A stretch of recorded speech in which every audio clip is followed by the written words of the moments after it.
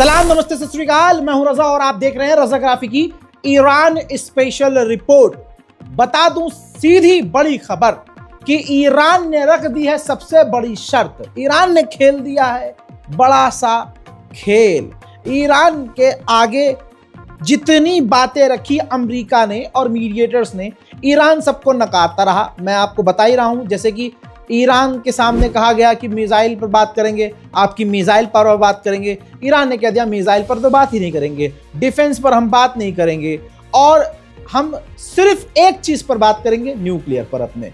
ठीक है, यूरेनियम हम किसी को देंगे नहीं, यूरेनियम हम कम करेंगे नहीं। लेकिन अब जब सारा बवाल मच गया तो ईरान ने कहा कि ठीक है, हम अपना यूरेनियम कम करने को राजी हैं। तवज्जो है, यह नहीं कहा कि यूरेनियम बंद कर देंगे, यूरेनियम का संवर्धन बंद कर देंगे, यूरेनियम बनाना बंद कर देंगे। ईरान ने कहा कि यूरेनियम थोड़ा सा कम कर देंगे, लेकिन उसके बदले अमेरिका को ईरान पर, हम पर लगी हुई सारी पाबंदियां हटानी होगी। सारी पाबंदियां, एक दो नहीं दोस्तों।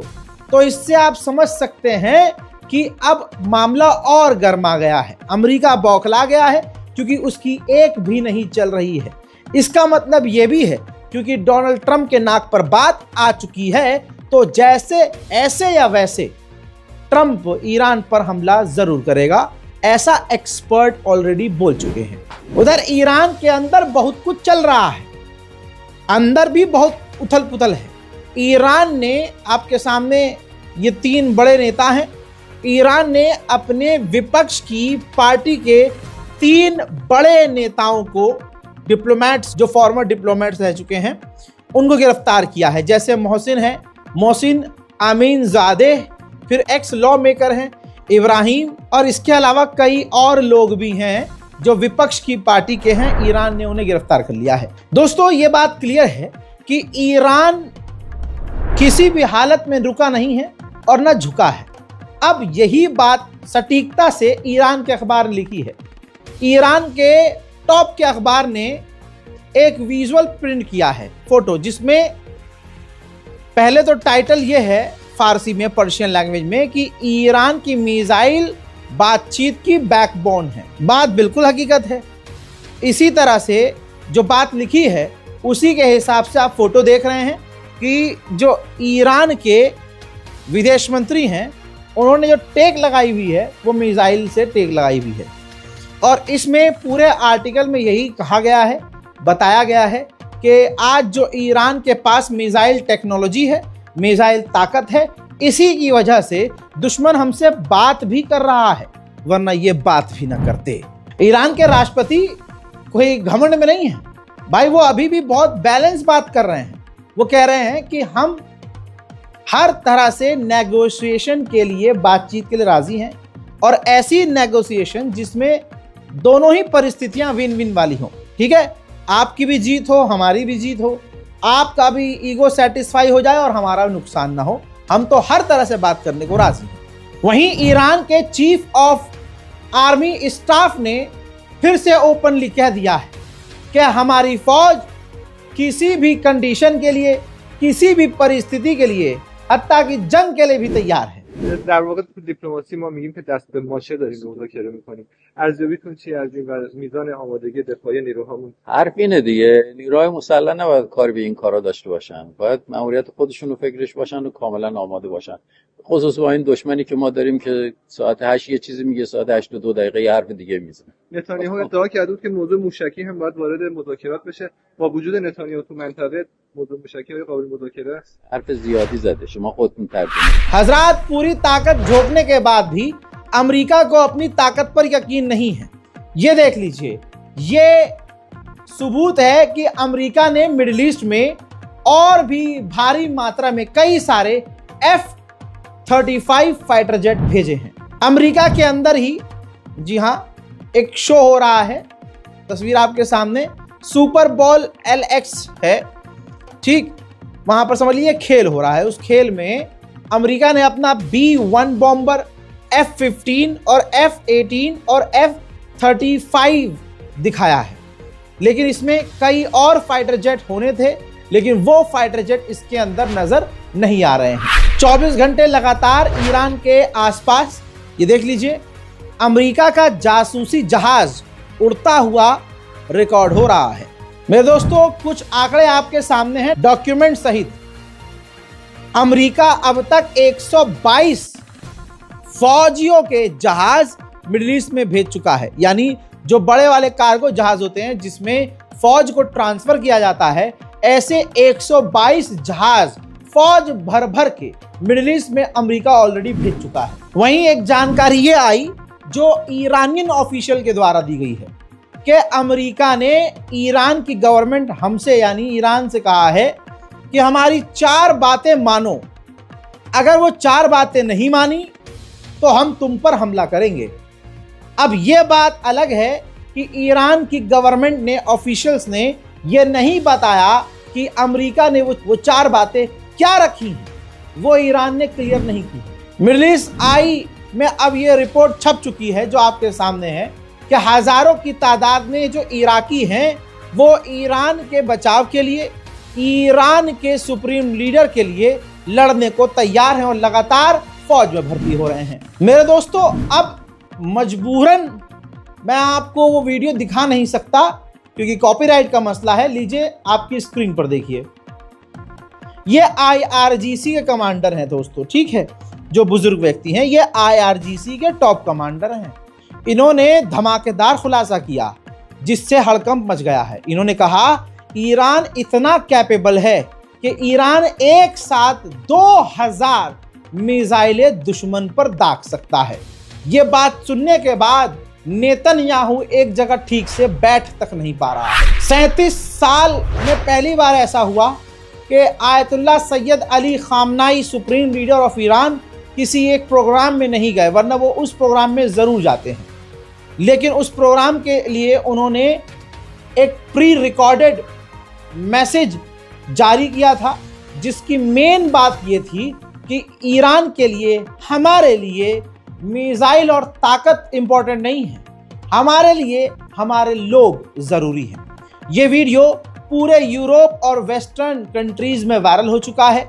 अमेरिका चाहे जितनी भी कोशिश कर ले, उसका प्रोपेगेंडा लगातार फेल हो रहा है। हजरात, AFP मीडिया को हर कोई जानता है। लीजिए, उसने खुद ही ईरान की मिसाइलों की रेंज जारी कर दी है। देखिए, देज़फुल जो मिसाइल है ईरान की, उसकी रेंज है 1000 किलोमीटर, जिसमें Oman, UAE, Bahrain, Qatar, Kuwait और आधे से ज़्यादा सऊदी अरबिया, पूरा इराक, जॉर्डन 80%, पूरा लेबनान, पूरा सीरिया, आधे से ज़्यादा तुर्की, रशिया, ये पूरा आता है, ठीक। इसी के साथ जो ईरान की दूसरी मिसाइल है फतह 1 हज कासिम खैबर शिकन मिसाइल, 1400 किलोमीटर इसकी रेंज है। भाई, इसकी रेंज में आधे से ज़्यादा यमन, रेड सी और कई इलाके, जाहिर सी बात है जो देज़फुल मिसाइल है उससे आगे की है तो आप समझ सकते हैं। इसके बाद एक मिसाइल है 1700 किलोमीटर रेंज वाली, इमाद गदर 1, इसकी रेंज है 1700 किलोमीटर, ठीक। इसमें सूडान भी आ रहा है, आधे से ज़्यादा इजिप्ट आ रहा है, लीबिया का 5% हिस्सा आ रहा है। भाई, इसके बाद खुर्रम शहर और सेजिल मिसाइल है। भाई, इसकी रेंज है 2000 किलोमीटर। दोस्तों, इसकी रेंज में तो इजराइल तो भाई सबसे शॉर्ट रेंज की 1000 किलोमीटर वाली जो मिसाइल है ना देज़फुल, उसी में निमट रहा है भाई वो पूरा। अब जो खुर्रम शहर है ना भाई, ये तो मतलब ये मान के चलिए कि लीबिया, इजिप्ट, सूडान और कई देशों तक पहुंच सकती है। और भाई साहब, ईरान की जो 1000 किलोमीटर रेंज वाली सबसे समझ लीजिए हल्की जो मिसाइल है देज़फुल, वो भी मिसाइल बड़े आराम से इजराइल पहुंच सकती है। और भाई, जो इमदाद गदर 1 मिसाइल है 1700 किलोमीटर, उसकी रेंज में इजराइल क्या भाई साहब, इजराइल के ऊपर नीचे तुर्की, इधर उधर जो देश आते हैं वो सब के सब लपेटे में आ रहे हैं। यही वजह है कि इजराइल ईरान की मिसाइलों से खौफ खा रहा है। मैं बोलता हूं तो कईयों को लगता होगा कि ईरान की तारीफ में फजाइल पढ़ रहा हूं, बिल्कुल ऐसा नहीं है। लीजिए, अमेरिका का अखबार है द वॉल स्ट्रीट जर्नल। भाई इसके अंदर पूरा आर्टिकल छपा है, अखबार छपा है। इसके अंदर बयान है एक अमेरिकी सीनियर ऑफिशियल का। वो कह रहे हैं कि ईरान की जो मिसाइल पावर है वो बेहद खतरनाक है, बहुत ताकतवर मिसाइलें हैं उसके पास। यही वजह है कि ईरान की मिसाइल जो है ईरान के लिए बैक पावर की तरह इस्तेमाल कर रही है, बैकबोन की तरह जो है बनी हुई है उसकी मिसाइल पावर। इसी वजह से डोनाल्ड ट्रंप मजबूर है। आज डोनाल्ड ट्रंप ईरान से बात कर रहे हैं, वही बात जो ईरान कह रहा था कि हमारे लिए हमारी मिसाइल पावर हमारे लिए बैकबोन है। हजरात, अमेरिकी ऑफिशियल ने भी कंफर्म कर दिया है, आर्टिकल आपकी स्क्रीन पर सबूत के तौर पर दिखा दिया है। अब नहले पे दहल आइए कि एक तरफ ईरान बात तो कर रहा है अमेरिका से, लेकिन जलील भी कर रहा है। ईरान के विदेश मंत्री ने कहा कि आज के दौर में भी, आज के वक्त में भी, इतना कुछ होने के बाद अभी भी बातचीत जो चल रही है, इसके बावजूद अमेरिका और हम एक दूसरे पर भरोसा नहीं करते हैं। हम अमेरिका पर और अमेरिका हम पर भरोसा नहीं करते हैं, लेकिन फिर भी थोड़ी थोड़ी बात हमारी चल रही है। आइए अब तुर्की को सुनिए। तुर्की के विदेश मंत्री ने इंटरव्यू के दौरान बहुत सटीकता से कहा कि इस वक्त हमले का कोई डर नहीं है, हमले का कोई खौफ नहीं है। और आगे उन्होंने कहा कि अगर ईरान पर हमला कर दिया जाता है तो ईरान पर हमला करने की वजह से ईरान की गवर्नमेंट नहीं गिरेगी और ईरान मजबूती से टिका हुआ है, डटा हुआ है। भाई साहब, भारत का एक गंदा समाज, सड़ा हुआ समाज, सड़ा हुआ अंग सिर्फ मुसलमान होने की वजह से दुनिया में किसी भी देश के मुसलमान से बेइंतहा नफरत कर सकता है। यही वजह है कि ईरान, जबकि हमारा बहुत पुराना दोस्त है, लेकिन एक खास समुदाय ईरान से सिर्फ इस बिना पर नफरत करता है क्योंकि वो मुसलमान है। लेकिन ईरान भारत का हमेशा वफादार रहा। आधिकारिक तौर पर मोदी भी दांत चिहाड़ के फिलिस्तीन का सपोर्ट करते हैं, ईरान का सपोर्ट करते हैं। लेकिन ऐसे आदमी पर हम क्या ही कहें जो किसी दूसरे के कहने पर इजराइल में जाकर नाच ले, वो तो अलग ही मुद्दा है। लेकिन ईरान की वफादारी देखिए कि भारत में ईरान के एम्बेसडर एक भारतीय इनविटेशन पर भारत के अंदर ही एक प्रोग्राम में गए। अपनी स्पीच के बाद उन्होंने पता है क्या कहा? उन्होंने नारा लगाया, जय ईरान, जय हिंद। सुनना चाहते हैं ना? सुनिए। और सुनने से पहले अंधभक्तों के समझ रहे हैं पिछवाड़े में इस वीडियो को रॉकेट की तरह पहुंचाने में हमारी मदद करें, शेयर कीजिए।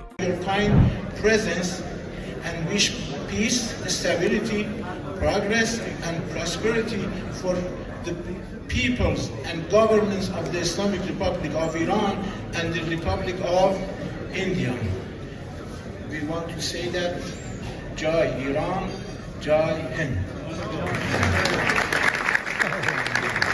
देखा? अब आगे आइए।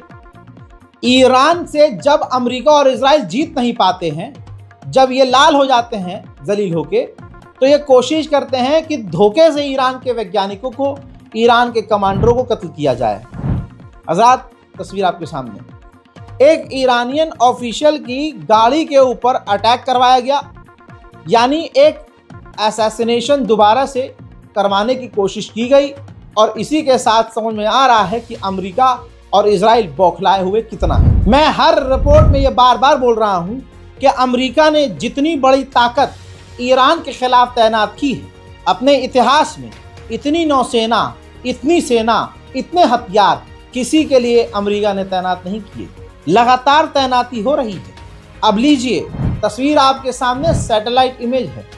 डियागो गार्सिया के अंदर अब अमेरिका ने अपना परमाणु सबमरीन भी तैनात कर दी है। लीजिए, अब क्या बचा? अमेरिका ने अपने परमाणु सबमरीन भी डियागो गार्सिया में ईरान के खिलाफ तैनात कर दिया है। कुछ बचा अब? परमाणु ताकत हवा, जमीन, समुंदर, हर जगह अमेरिका ने एक ईरान के खिलाफ तैनात। वहीं अमेरिकी फौज ने समुद्री इलाके में एक टैंकर को सीज किया पता चला ये ईरान का टैंकर है। तस्वीर आपके सामने।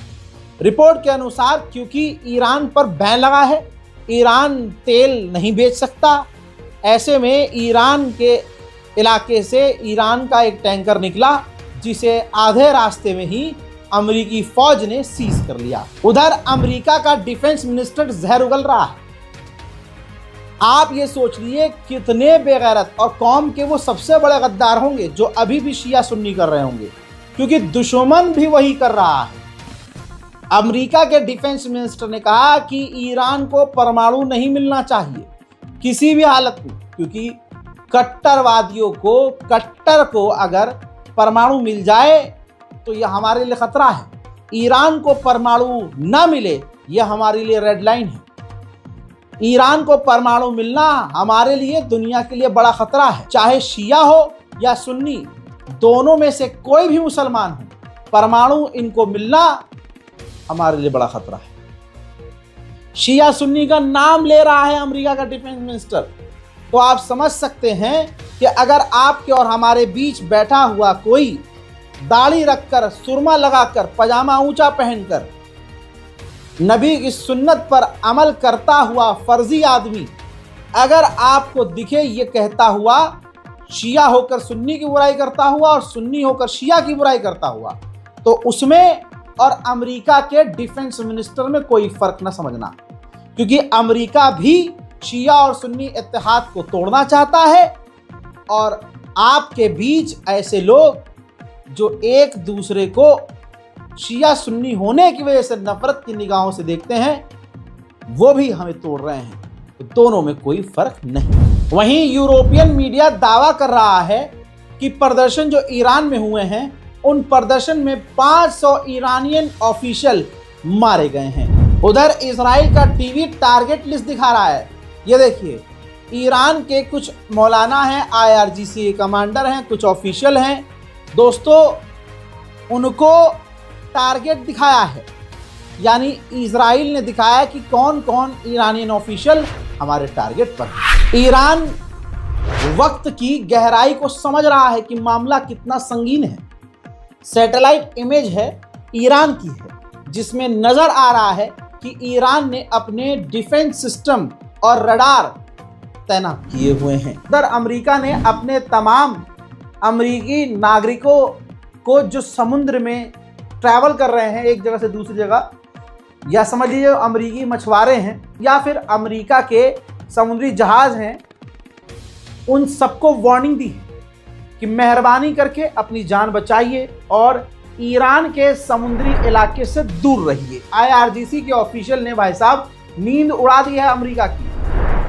उन्होंने ताज़ा बयान में कहा है कि अगर अमेरिका ने हम पर हमला किया तो हम आई फॉर आई नहीं खेलेंगे, बल्कि हम डिफेंस से ऑफेंसिव मोड में आएंगे और उनसे ज़्यादा खतरनाक बड़ा हमला करेंगे और अमेरिका के तमाम बेस को उड़ाएंगे। ما در پاسخ به تجاوز احتمالی دنبال این نیستیم که العین بالعین انجام بدیم. ما وقت گستره بحث ما راجع به یک نیروی مهاجمی است که در منطقه داره فساد میکنه. بحث ما از حالتش شکل تدافعی به شکل تهاجمی و तो दोस्तों, एक बात क्लियर है, अभी तक इतना कुछ हो गया। ईरान अपनी बात पर अड़ा हुआ है, अमेरिका रोज झंड हो रहा है और ईरान के अंदर कोई डर नजर नहीं आ रहा है। ईरान के और अमेरिका के और इजराइल के बीच जो ये चल रहा है, इस पर आपकी क्या राय है वो बेहद जरूरी है। कमेंट सेक्शन में लिखिए, इस वीडियो को शेयर कीजिए, हमारे चैनल रज़ाग्राफी अनस्क्रिप्टेड को सब्सक्राइब कीजिए। फिलहाल के इस रिपोर्ट में इतना ही। वस्सलाम।